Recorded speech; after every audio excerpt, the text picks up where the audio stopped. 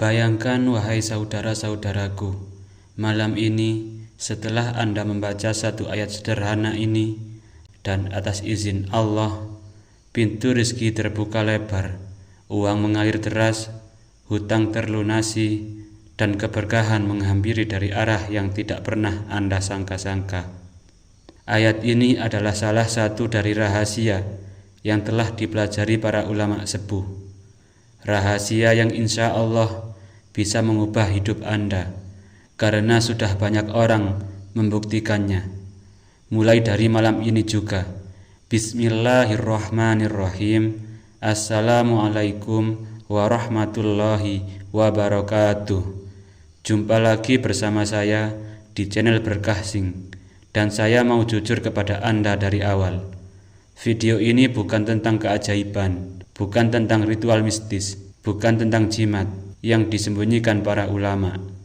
Ini tentang satu waktu yang Allah sendiri janjikan kepada kita. Waktu yang kebanyakan dari kita tidur di sana. Waktu yang Rasulullah sebut sebagai momen paling terbuka antara hamba dan Tuhannya. Dan bacaan 30 detik yang akan saya ijazahkan hari ini bersumber langsung dari Al-Quran dan hadis sahih. Ini adalah cara paling sederhana untuk masuk ke waktu emas itu dengan cara yang benar. Tapi sebelum saya mengijazahkan bacaannya, saya mau cerita dulu, karena kisah beliau sangat menginspirasi. Beliau bernama Bapak Budi, yang kisahnya perlu Anda dengar. Bukan karena dia istimewa, tapi justru karena dia sangat biasa. Bisa jadi mirip atau sama masalahnya dengan Anda yang sedang menonton saat ini. Pak Budi bukan orang yang gampang menyerah. Usianya 45 tahun, pengusaha konveksi di kota, punya 20 karyawan, orderan dari berbagai kota, omset ratusan juta per bulan. Dia bangun semua itu dari nol, dari mesin jahit pinjaman di garasi rumah mertuanya selama 15 tahun. Lalu masalah datang. Dalam 3 bulan 20 karyawan menjadi 5 orang. Orderan dari 100 potong per hari jadi 10 potong. Klien satu persatu menghilang. Sebagian memang tutup, tapi sebagian lainnya tidak bayar dan pergi begitu saja. Yang paling berat, beliau punya hutang ke supplier kain ratusan juta rupiah.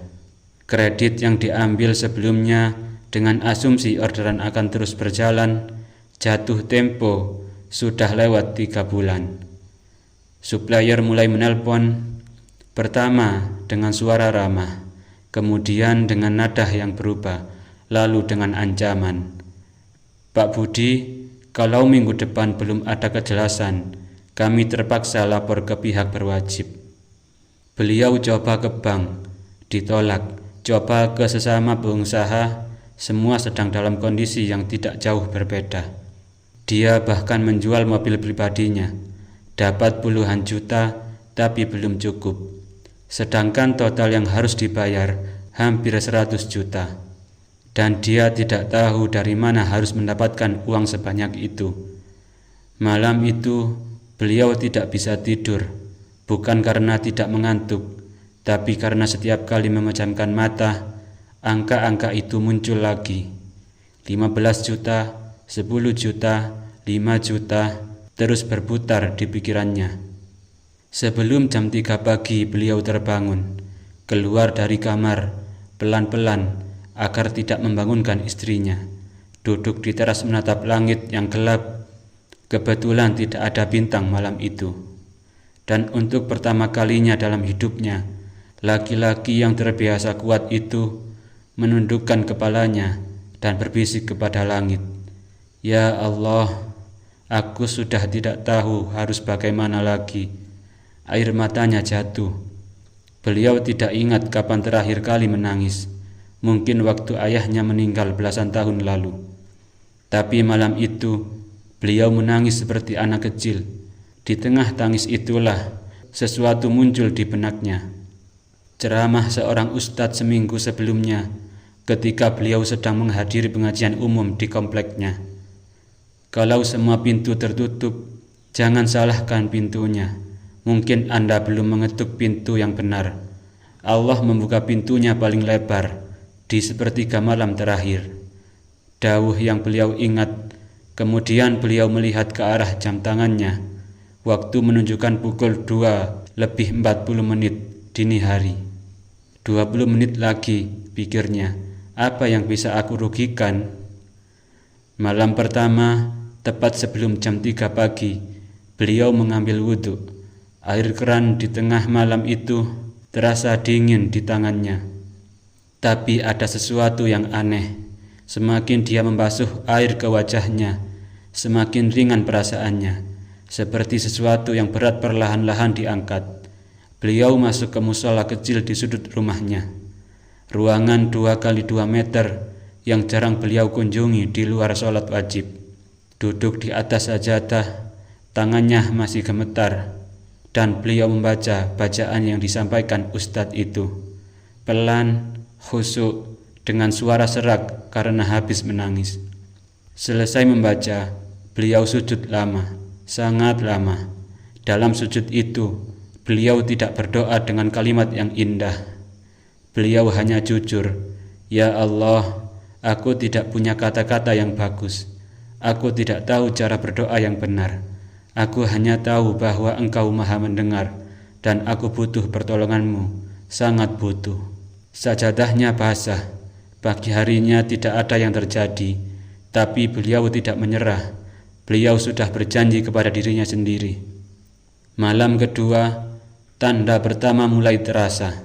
Sebelum jam 3 pagi, seperti kemarin alarmnya berbunyi. Beliau bangun lebih mudah dari semalam, seperti tubuhnya sudah tahu kemana harus pergi. "Ya Allah, aku yakin Engkau mendengar. Aku tidak tahu kapan Engkau akan menjawab. Tapi aku percaya Engkau sedang mengatur jalan yang terbaik. Aku pasrah sepenuhnya." Pagi hari kedua, sekitar jam 10 pagi, seorang pria tua masuk ke tempatnya bekerja. Kira-kira usianya 60-an, berpakaian batik dan rapi.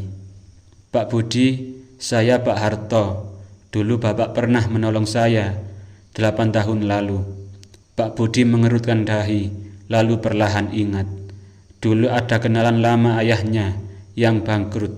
Beliau meminjam 5 juta tanpa bunga, tanpa surat perjanjian, dan sudah diikhlaskan sejak lama.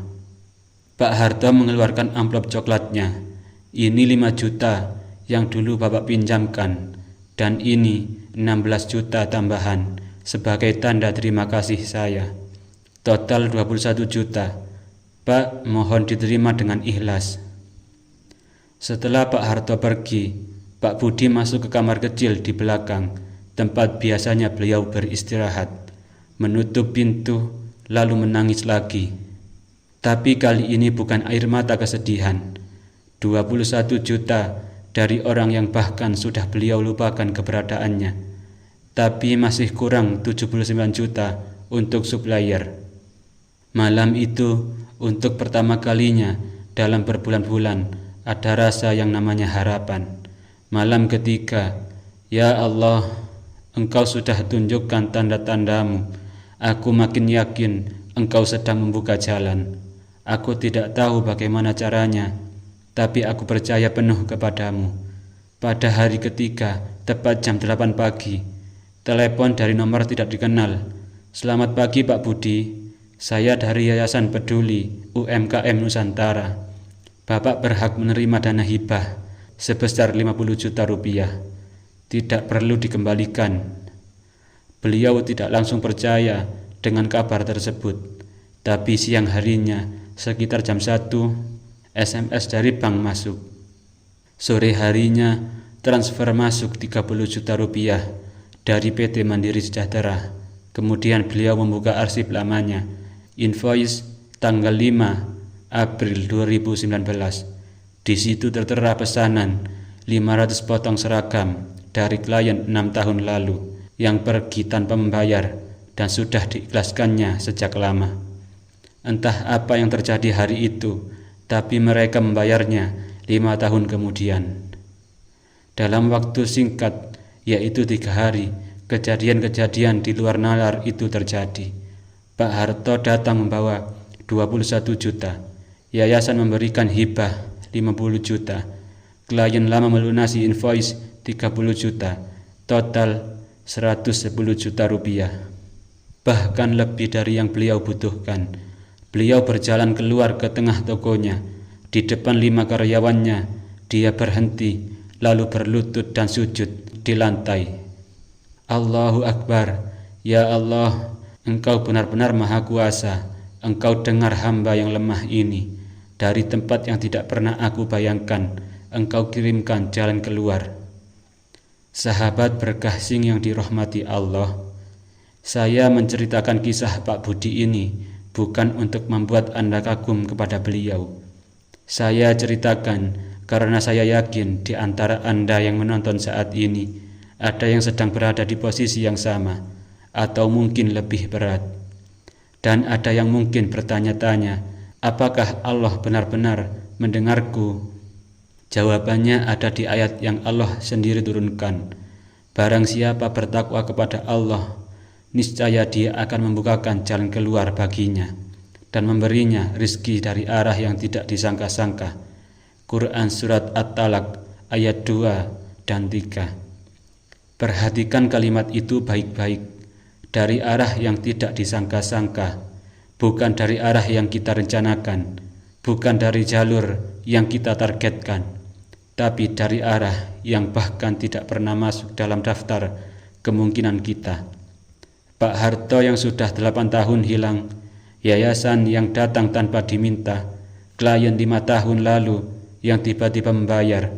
Begitulah kebesaran Allah yang tidak bisa kita nalar dengan akal. Sekarang saya akan ijazahkan bacaannya. Ini bacaan yang ada di Al-Quran dan hadis sahih yang bisa Anda sendiri cek. Bacaan pertama yaitu ayat kursi, cukup dibaca 1 kali. Rasulullah Shallallahu Alaihi Wasallam bersabda bahwa ayat kursi adalah ayat terbesar dalam Al-Quran. Di dalamnya terkandung nama-nama Allah yang paling agung. Dan siapa yang membacanya di sepertiga malam terakhir dengan penuh keyakinan, Allah akan menurunkan rahmat-Nya. Allahu la ilaha illa huwal hayyul qayyum la ta'khudhuhu sinatu wa la naum. Kalau belum hafal, baca dari HP atau mushaf, tidak masalah. Yang penting hati kita hadir dan yakin. Bacaan kedua adalah doa Nabi Yunus dibaca 3 kali. La ilaha illa anta subhanaka inni kuntu minadz zalimin. Artinya, tiada Tuhan selain Engkau, maha suci Engkau, sungguh aku termasuk orang-orang yang zalim. Rasulullah Shallallahu Alaihi Wasallam bersabda, tidak ada seorang muslim yang berdoa dengan doa ini dalam suatu urusan apapun, melainkan Allah akan mengabulkannya. Hadis riwayat Tirmizi. Bayangkan ini sejenak. Nabi Yunus membaca doa ini di dalam perut ikan paus, di kedalaman laut, dalam kegelapan yang berlapis-lapis, gelap malam, gelap laut, gelap perut ikan. Tidak ada yang lebih terisolasi dari posisi itu. Dan Allah mendengar, Allah mengabulkannya. Kalau dari sana Allah bisa mendengar, dari musola kecil Anda di tengah malam, apalagi yang menghalangi. Total waktu membaca kedua bacaan ini kurang dari 30 detik. Tapi kekuatannya tidak terletak pada panjang pendeknya bacaan. Kekuatannya terletak pada kapan dibaca, bagaimana hati saat membacanya, dan seberapa yakin Anda bahwa Allah mendengar. Waktu terbaiknya jam 3 pagi di sepertiga malam terakhir. Rasulullah Shallallahu Alaihi Wasallam bersabda dalam hadis sahih, dalam hadis riwayat Bukhari dan Muslim, Allah turun ke langit dunia pada sepertiga malam terakhir dan berfirman, siapa yang berdoa kepadaku akan aku kabulkan, siapa yang meminta kepadaku akan aku beri, siapa yang memohon ampun kepadaku akan aku ampuni. Ini bukan metafora, ini janji Allah yang sahih yang disampaikan Rasulullah Shallallahu Alaihi Wasallam. Berikut langkah-langkah ketika akan mengamalkan dan pada saat mengamalkannya. Pertama, atur alarm Anda pada jam 2:40 dini hari. Ini kondisional. Yang penting pas jam 3 Anda sudah siap. Beri jeda untuk benar-benar bangun. Langsung ambil wudhu, jangan rebahan dulu, itu adalah jebakan. Masuk ke tempat sholat Anda, kalau bisa, matikan lampu utama. Kegelapan membantu hati untuk fokus. Bila takut kegelapan, siapkan penerangan yang tidak terlalu terang. Sebelum mulai membaca, hadirkan hati Anda dulu. Duduk diam, sadari di mana Anda berada. Sadari siapa yang akan Anda ajak bicara. Niat di dalam hati kurang lebih seperti ini. Ya Allah, aku bangun di waktu yang Engkau cintai ini. Aku datang bukan karena aku layak. Aku datang karena Engkau yang mengundang. Dan aku membawa semua bebanku, hutang-hutangku, kekhawatiranku, ketidaktahuanku tentang jalan keluar. Aku serahkan semuanya kepadamu. Kemudian setelah benar-benar mantap, baca amalan ini, yaitu ayat kursi 1 kali. Pelan, rasakan setiap kata. Dilanjutkan doa Nabi Yunus 3 kali dengan jeda antar bacaan. La ilaha illa anta subhanaka inni kuntu minadz zalimin. Tarik napas pelan, lalu hembuskan. Baca lagi, la ilaha illa anta subhanaka inni kuntu minadz zalimin. Tarik napas lagi dan hembuskan pelan. Lalu baca lagi, la ilaha illa anta subhanaka inni kuntu minadz zalimin. Dan setelahnya baca doa penutup dengan bahasa yang Anda pahami, tidak harus bahasa Arab. Kemudian angkat tangan Anda dan berbicaralah kepada Allah seperti Anda berbicara kepada seseorang yang benar-benar Anda percaya, dengan suara lirih. Tidak perlu bahasa Arab yang indah, tidak perlu kalimat berbunga-bunga, cukup jujur. Sebutkan jumlah hutang Anda, sebutkan nama orang yang menagih Anda, sebutkan betapa lelahnya Anda. Allah tidak perlu kalimat yang puitis, Allah mau hati yang jujur. Setelah berdoa, sujudlah. Ambil waktu yang panjang di sana. Dalam Islam, sujud adalah posisi paling dekat antara hamba dan Tuhannya. Kalau menangis, biarkan. Air mata itu bukan kelemahan, itu bukti bahwa hati Anda telah hadir. Istiqomah selama 3 hari berturut-turut. Hari pertama mungkin tidak ada yang terjadi, seperti Pak Budi, tapi jangan berhenti. Hari kedua mungkin ada tanda-tanda kecil, seperti sebuah kabar, sebuah pertemuan tak terduga. Perhatikan, hari ketiga, lihatlah bagaimana Allah membuka jalan yang tidak pernah Anda bayangkan. Kalau terlewat lebih dari 3 malam, mulai kembali dari awal.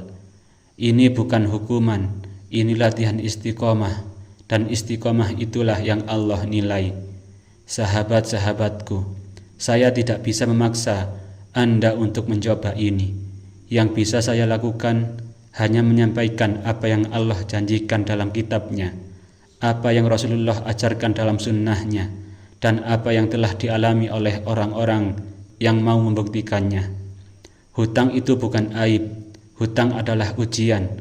Rasulullah SAW sendiri pernah berhutang, para sahabat pernah berhutang. Yang membedakan adalah kepada siapa kita mengadu ketika semua jalan manusia sudah tertutup. Kalau hutang Anda sudah sampai di titik di mana Anda tidak tahu harus bagaimana lagi, apa salahnya mencoba dengan mengamalkan amalan ini?